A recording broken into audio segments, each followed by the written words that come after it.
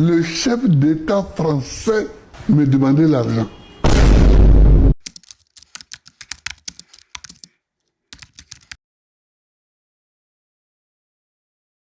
Le chef d'État français me demandait l'argent.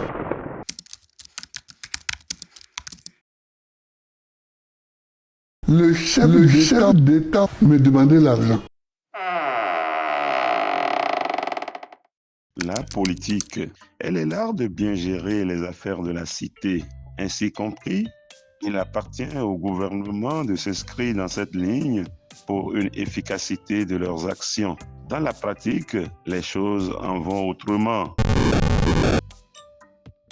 Par exemple, au lendemain des indépendances africaines, ou ce qui est supposé comme tel, certains pays du continent ont vécu une réalité mortifère. La France-Afrique, cette relation néocoloniale à travers laquelle la mère patrie, par diverses manœuvres, tenait en laisse les États francophones. Bonjour, votre correspondant est indisponible, il vous recontactera après écoute de votre message. Pour cela, n'oubliez pas de laisser vos coordonnées. Après le bip, c'est à vous.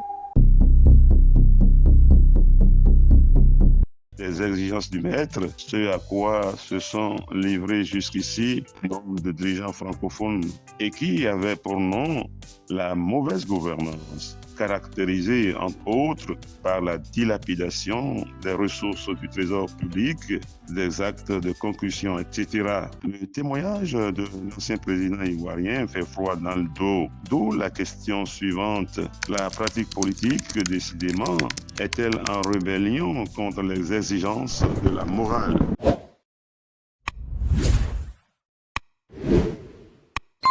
La rivalité entre la morale et la politique. Sous cette rubrique, l'on peut nourrir une réflexion profonde, tellement le sujet est à la fois récurrent et intéressant. Mais ce qui motive le présent développement, c'est un extrait de l'entretien avec Laurent Gbagbo, qui a dirigé la Côte d'Ivoire de 2000 à 2011. Laurent Gbagbo déclare que le chef d'État français lui demande l'argent et affirme lui avoir envoyé 2 milliards de francs CFA. Il ajoute que c'est un étonnement de voir le chef d'État français lui demander l'argent. Écoutez plutôt.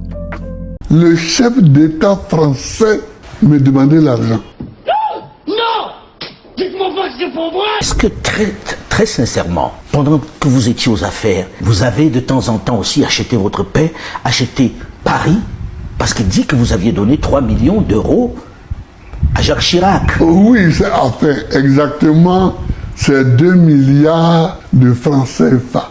Mais Monsieur le Président, pourquoi vous donnez les 3 millions d'euros, c'est-à-dire les 2 milliards dont vous parlez? Bonne question. Parce qu'ils m'ont demandé. Mais vous ne donnez pas à tous ceux qui vous le demandent. Ah non, mais écoute, c'est Chirac. Il était si influent que cela? Il vous faisait si peur que ça? C'est pas une question de peur. Mais c'est d'abord un étonnement de voir le chef d'État français me demander l'argent. Moi, j'étais étonné. Stupéfait. J'étais stupéfait, j'étais ahuri. C'était étonnant quand même. Alors, vous donnez en liquide ou bien Robert Bourgi transporte des valises comme c'était dit? Ah ben oui. Ah oui. Ah ben oui. Il traverse les frontières avec les 2 milliards. Waouh. Et Chirac, au moment où il reçoit l'argent, il m'appelle, Laurent, je ne suis pas un ingrat. Ah, il vous a dit ça? C'est amusant, non? Ah oui, on ne peut pas être plus ingrat. Laurent, je ne suis pas un ingrat. Je saurai m'en souvenir. Je saurai m'en souvenir. Et puis après, derrière mon dos, monte une rébellion qui vient m'attaquer. En termes d'ingratitude. On fait difficilement mieux. Voilà. On fait difficilement mieux, ça je vous le concède. Gbagbo, en étant véridique, ne pensait pas se dévoiler à l'opinion au travers de son mauvais geste. Était-il fondé à octroyer de telles libéralités à celui qui en est demandeur? Les fonds convoyés étaient-ils la propriété de Gbagbo ou du peuple ivoirien?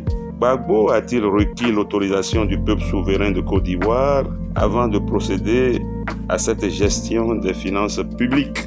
Gbagbo, en mettant à nu le président français, a exhalé une odeur désagréable de son geste, un geste laid et aucunement justifiable. Ça s'appelle de la mauvaise gouvernance.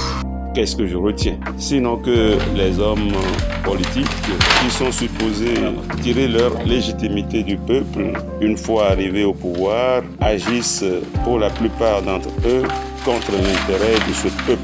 2 milliards de francs sortis frauduleusement du trésor public, celui qui sort les sous est autant coupable que le bénéficiaire. Gbagbo, en exposant son vis-à-vis, ne percevait pas sa propre complicité dans le deal qu'il avait avec l'autre. Tous les deux sont coupables.